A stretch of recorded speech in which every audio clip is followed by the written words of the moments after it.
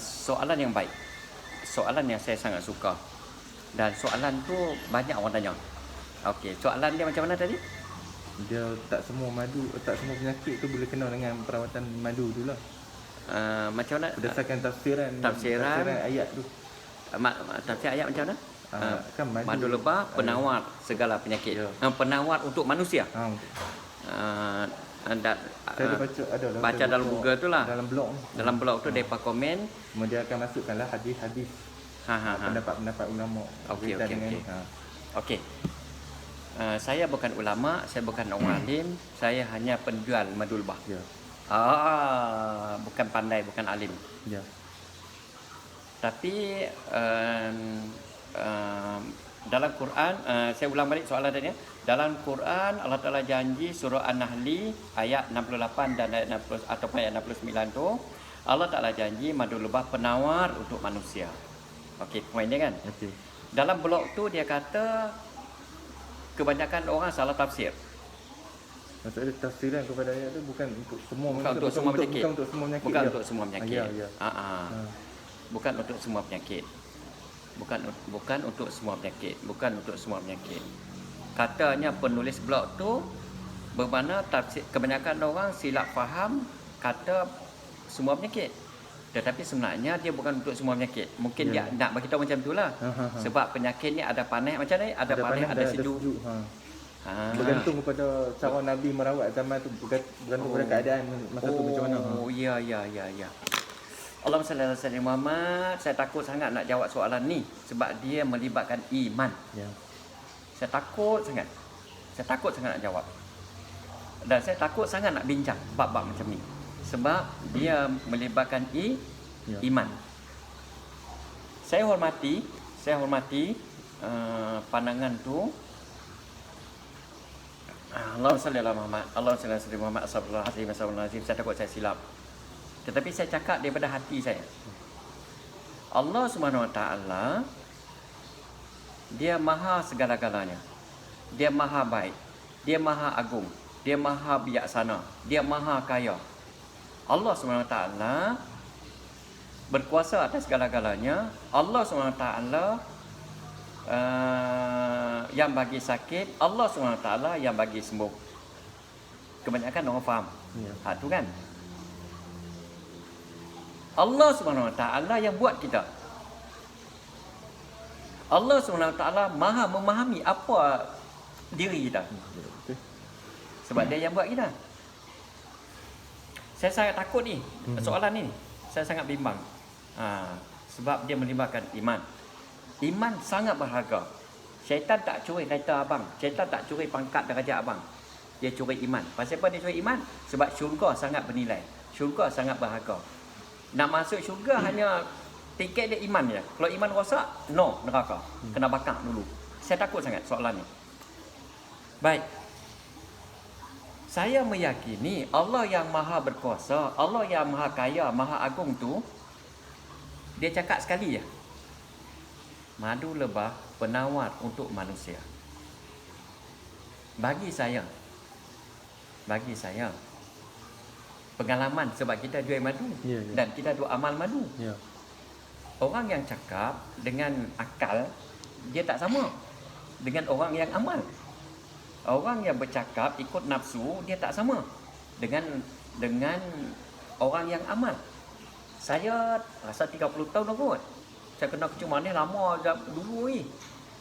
Satu dunia kata kencing manis tak ada penawar. Tapi Allah yang maha kaya, maha baik tu dia legakan saya. Orang mati pucuk sebab kencing manis kan. Munasabah tak lega lah. Sebab kencing manis tak ada penawar. Bila kencing manis tak penawar, macam mana dia nak lega? Tapi Allah yang maha baik tu sihatkan saya. Ni anak yang ke-8 tadi ni, yang umur saya ni. Saya ada 9 anak lah. Semua sekali 9 anak. Campur-campur. Baik. Pengalaman saya, kalau kita cakap bab tadi ni bermakna dia tak semua penyakit boleh. Sebab ada penyakit sejuk, ada penyakit panas pada mana kan. Kita hormati ilmu tu. Pengalaman saya, tuan boleh tengok, abang boleh tengoklah video saya tu, apa masalah yang manusia alami, yang kita pun tak terfikir. Banyaknya penyakit, macam-macam penyakit kan, yang kadang-kadang kita tak boleh fikir dengan akal.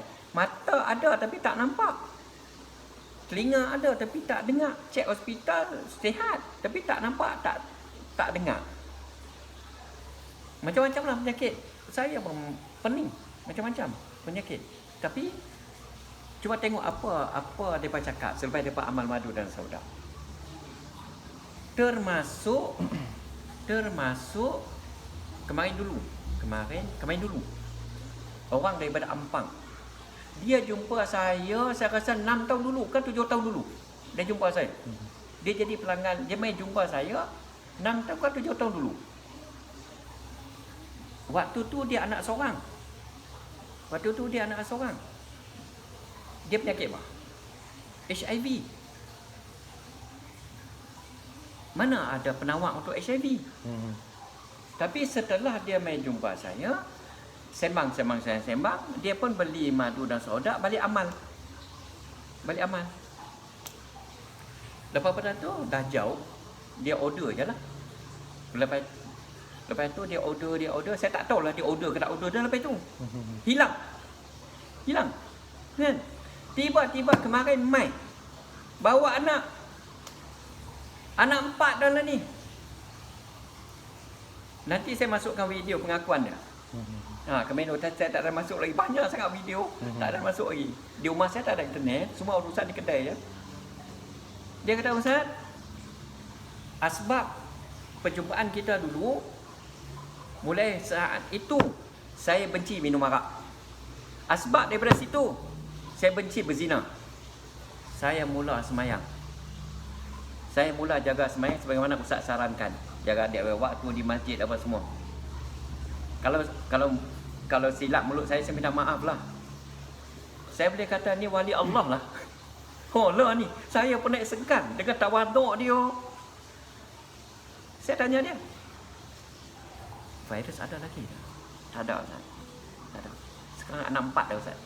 Kemak lagi. Tu yang jadi 4 tu. Ajaib tak benda ni? Jadi iman ni dia tak boleh fikir dengan akal. Macam sejuk panas tu ilmu Cina. Kan? Saya tak tahulah tafsiran tu ya. Saya bukan pakai hadis je. Iyalah. Itu tak apalah, kita hormat. Itu pun sebahagian daripada ilmu. Ya. Tapi itu kajian daripada bangsa Cina kan.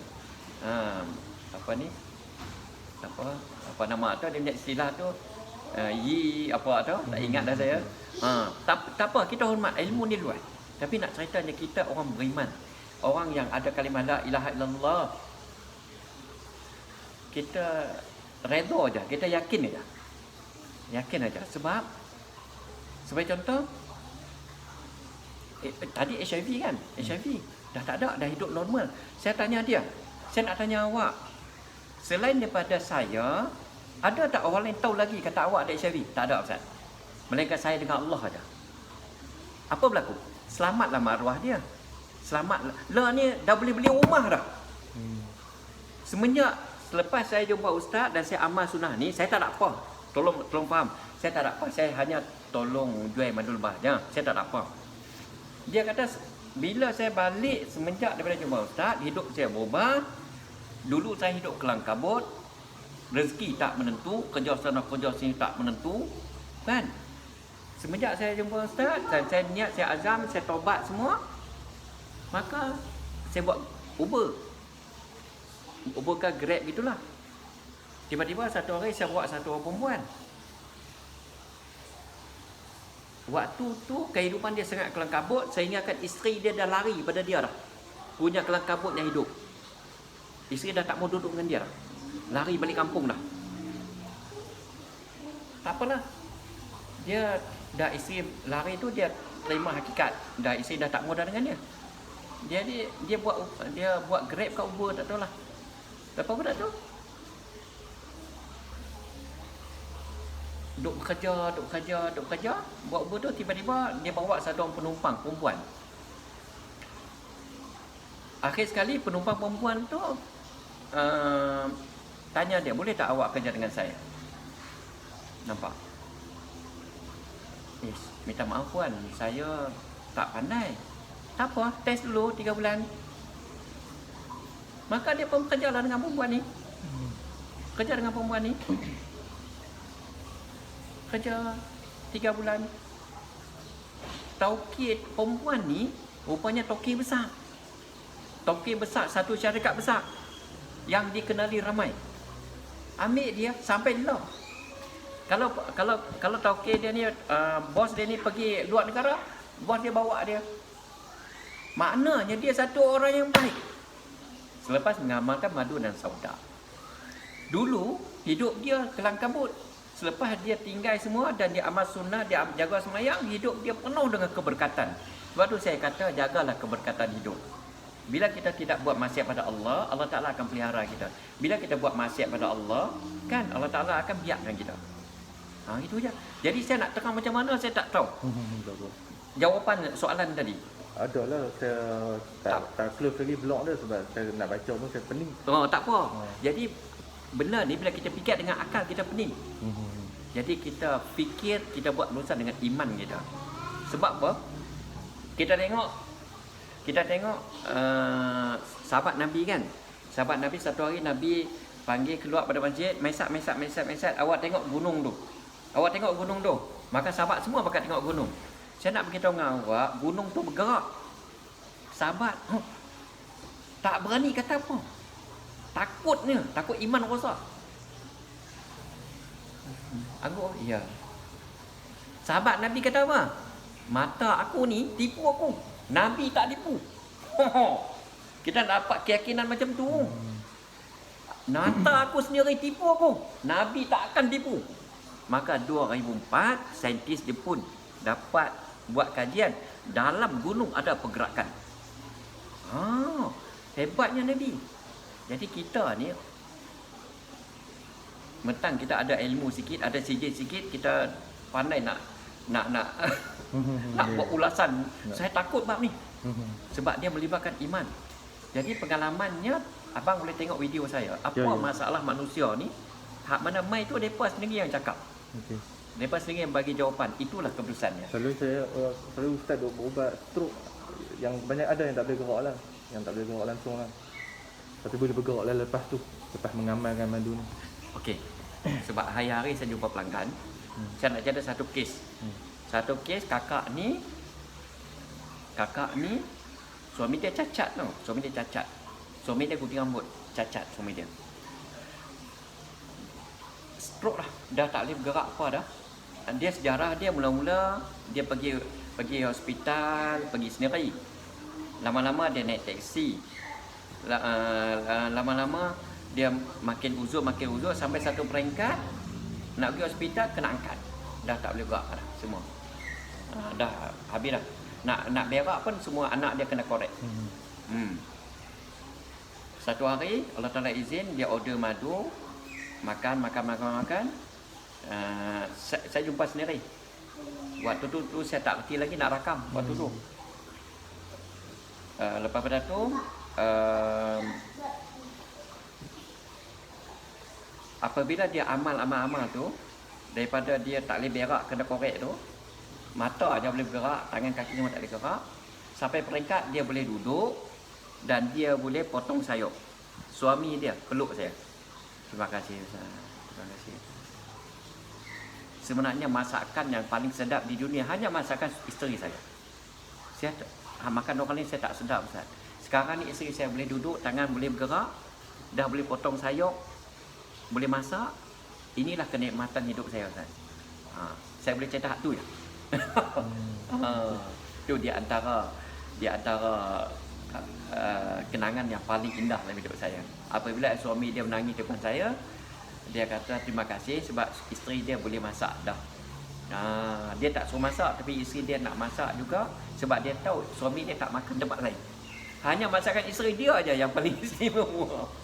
Itu di antaranya lah. Tapi kesimpulan dia tolong faham balik, saya hanya tolong doa. Saya tak boleh janji apa-apa. Maka kita belajarlah sangka baik dengan janji Allah, janji Nabi. So saya minta maaf banyak. Apapun kita sebagai hamba, lega tak lega urusan Allah, Ya. kita taat aja. Kita taat aja. Apa yang soalan abang tadi ni, saya hormat aja. Itulah saya boleh cerita ni. Sebenarnya sebab saya tak kurang faham tu. Betul. Saya nak penjelasan. Banyak orang tanya soalan ni. Oh. Banyak orang tanya. Kuncinya orang-orang ahli perubatan, komplementari. Sebab ada tulis kat bawah tu. Jadi kesimpulan lah dia buat. Jadi sebaiknya pergi jumpa doktor dulu, sahkan ni penyakit apa, baru sesuai kata madu ni sesuai tak untuk rawat penyakit ni, untuk penyakit ni. Macam tu lah. Bila itulah. Saya hormat pandangan dia, tetapi bagi saya taat aja. Taat dan yakin, doa merintih dengan Allah. Sebab apa? Yang bagi sakit Allah, yang bagi semua Allah. Allah Maha mengetahui siapa kita. Ada satu tempat di Pakistan, di tengah padang pasir, ada satu kampung. Di dalam kampung tu ada madrasah tahfiz, madrasah alim. Di kampung tu. Di kampung tu, apa masalah pelajar sakit mata, sakit perut, jumpa ustaz bagi madu dengan saudara. Sihat, tak ada darah tinggi, tak ada kecemasan apa. Tak ada kolesterol, tak ada stroke, tak ada apa. Masih wujud sampai sekarang kampung tu. Jadi ni berapa Ustaz?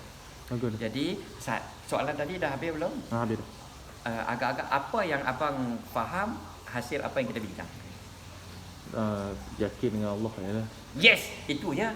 Ya. Yakin dengan Allah, kan? Bersangka baik dengan Allah, itu yang paling penting. Itulah nama dia iman. Berapa sini Ustaz? Ustaz dulu, Yang tu, saya bab tu sebab soalan tadi sangat takut saya. saya ada lah kalau kata Ustaz Tak nak apa, baca. tak apa. Sebab saya tak faham ni. Tapi dah biasa dah soalan tu orang Olahan sampel dia kita. terlalu banyak sangat dengan hadiah. Terkadang ustaz-ustaz ceramah dalam TV pun dia cakap macam tu tau. Ui. Takutnya ya Allah, aku tak pandai ya Allah, tapi aku takut sangat ustaz duduk cakap macam tu. Kan? Jangan. Saya hormati teknologi, saya hormati kemodenan, saya hormati, tapi berhati-hati dalam berkata-kata. Sebab dia melibatkan iman. Jangan kerana kita bercakap menyebabkan orang ni tak yakin. Kata pergi jumpa doktor tu baguslah, hormatlah. Tapi jangan silap faham, nanti iman rosak. Kan? Seolah-olah doktor tu lebih besar pada Allah lagi. Seolah-olah teknologi lebih hebat daripada Allah lagi. Kacau kita, iman kita rosak lagi. Kena faham. Kalau cakap lebih-lebih lagi kita macam menolak ayat tu, kita tolak Quran. Habis. Padam habis kita punya amalan, iman kita rosak, kita tak sedar iman kita rosak. Di padang mahsyar kita tak duduk dalam kelompok orang beriman, sudah orang kita. Abang faham tak apa saya nak sampaikan tu? Jadi benda ni benda yang sangat sensitif. Sebab tu pelanggan yang mai selalu saya cakap, saya tidak paksa. Saya tidak pujuk untuk beli barang saya. Nak belilah, tak beli pun tak apa. Saya nak belajar yakin dan bagi rezeki saya Allah. Saya tak perlu nak kelentong. Saya tak perlu nak tipu. Demi Allah, niat pun tak ada. Jangan kata buat, niat pun tak ada. Nak kata nak tipu. Sebab benda ni melibatkan iman. Jadi pengalaman saya dalam dua amal dan dua madu ni, madu dan soda dan Quran ni, dia merawat mental, jasad dan roh. Allah Ta'ala yang maha kaya, maha hebat tu, dia kata madu lebah penawar untuk manusia. Cukup dah, komplit dah. Setakat lah pengalaman saya. Setakat pengalaman saya lah. Orang, apa maksud mental? Ada orang stres nak boleh kaji kan? Macam mana boleh stres tu apa benda? Dia bukan seketui macam ni stres. Tapi Ustaz, alhamdulillah sekarang ni jiwa saya lebih tenang. Ada orang ahli maksiat, macam tadi kan, HIV, ahli maksiat. Lepas dia amal madu dan soda, dia jaga semayang, dia jadi benci dengan maksiat, benci dengan arak, benci dengan zina. Pelik kan? Macam mana boleh tukar? Maknya ada main jumpa saya kan, orang yang dua alam ni kan, orang yang ni lepas amal madu, amal soda, alhamdulillah dia tak buat dah benda-benda pelik-pelik. Macam mana dia boleh ubah? Saya tak tahu. Jadi saya nak terang pun tak reti bab macam ni. Jadi kita taat aja. Ah. Jadi saya yang sangat takut persoalan-persoalan ni harap-harap terjawab kot no. Terjawab dah agak. Ya. Dia kalau kasar saya minta maaf. Ya, tak ada masalah. Sebab dia sangat-sangat takut. Saya nak jawab pun takut sangat. Sebab saya memang, kalau saya memang berhajat dari dulu, kalau kata saya dapat jumpa ustaz, saya nak tanya soalan tu, saya nak tahu. Mungkin ustaz boleh, mungkinlah saya pun berpendapat, mungkin ustaz boleh cerita tafsiran di sebalik ayat tu, penawar kepada manusia tu. Mungkin ada tak di penyakit-penyakit yang terkecuali yang tak boleh diubat dengan madu ke apa. Saya nak tanya yang tu Itulah. Dan takdir Allah, kebetulan abang mai tak ada orang lain sama. Tak, jadi saya tak kelam kabut, kita boleh cakap dengan tenang. Alhamdulillah. Jadi soalan tu memang sangat penting. Sangat penting untuk iman kita. Sebab syaitan dia sangat halus. Nak curi iman kita ni dia sangat halus. Dia halus macam mana tu? Sebagai contoh kita ni sebagai contoh ada beberapa kes duk mai anak-anak duk bawa mak ayah depa mai kan. Ustaz, ayah saya ni ahli duk sembahyang masjid 5 waktu semenjak zaman bujang lagi Ustaz ayah saya ni. Dia main duk, anak-anak dia main duk ceritalah. Bila dia umur 70 hari itu, lebih kurang 70, dia kata dia tak larat pergi masjid dah. Maka kami pun kata tak apalah, ayah uzur sembahyang kat rumah lah. Dia pun sembahyang kat rumah lah. Lama-lama kadang dia sembahyang, kadang dia tak sembahyang. Lama-lama lah ni dia tak mau sembahyang dah. Macam mana Ustaz ni, ayah saya ni lama dah tak sembahyang Ustaz. Bila kita terus suruh sembahyang, dia tak hampalah sembahyang. Saya aku sembahyang lah. Tak sembahyang Ustaz. Jadi sebenarnya di hujung-hujung kita hidup tu yang penting. Sama ada kita nak pergi syurga ke nak pergi neraka. Kan? Jadi Nabi janji siapa yang ucap la ilaha illallah waktu nak mati tu, maka wajib bagi dia syurga. Betapa bernilainya syurga. Jadi syaitan dia susun dah agenda dia susun supaya bila kita nak mati, kita ralik. Cuba tengok orang dekat hospital kan. Duduk rumah semayang elok, duduk sakit tu boleh semayang. Bila main hospital, di mana semayang, ralik. Takut. Dekat-dekat nak mati kan, cuba pergi perhati tengok. Jadi banyak alasan lah, dia boleh buat alasan macam-macam lah. Payah nak pergi beli ayak, payah nak turun naik katil lah, macam mana tak ada tempat semayang lah, kotor lah. Dia alasannya lah. Tapi ceritanya itulah tipu daya syaitan. Jadi saya harap jawapan yang saya bagi tu sedikit membantulah untuk kita pakat-pakat jaga iman kita. Kalaulah kata ish, betul kan ni madu ni sauda ni, jangan makanlah, senang. Saya yakin Ustaz sebab tu. Ni saya cakap secara umum ni. Saya minta maaf takut tukar hati bukan. Saya cakap secara umum. Ya. Supaya jangan rosak iman kita. Sebab tu saya kata pelanggan yang mai nak beli pun tak apa, tak beli pun tak apa. Takut sangat, kesian sangat bila rosak iman. Sebab bila rosak iman kena bakar neraka. Hidup pun tak berkat. Boleh ya? Ya, boleh. Saya bukan cakap untuk abang ni. Dah. Untuk saya kita lah. Saya faham, saya dah tengok kan. Untuk kita nak selamatkan semua orang daripada kemurkaan Allah. Kita nak selamatkan semua orang daripada neraka. Kita mengharapkan semua orang masuk syurga. Hak mana yang nak bukan Islam masuk Islam. Kesian. Orang hak bukan Islam baik-baik. Tapi oleh kerana mereka tak masuk Islam, mati kena lama-lama dalam neraka. Kesian dengan mereka. Kawan-kawan kita semua kan. Kesian. Jadi sebab tu kita kena cakap, pujuk rayu kan, bagi tahu supaya terimalah Islam, masuklah Islam, supaya hidup berkat, jiwa tenang, akhirat masuk syurga. Sekian. Terjawab dah? Terjawab. Minta maaf banyak. Okey, alhamdulillah.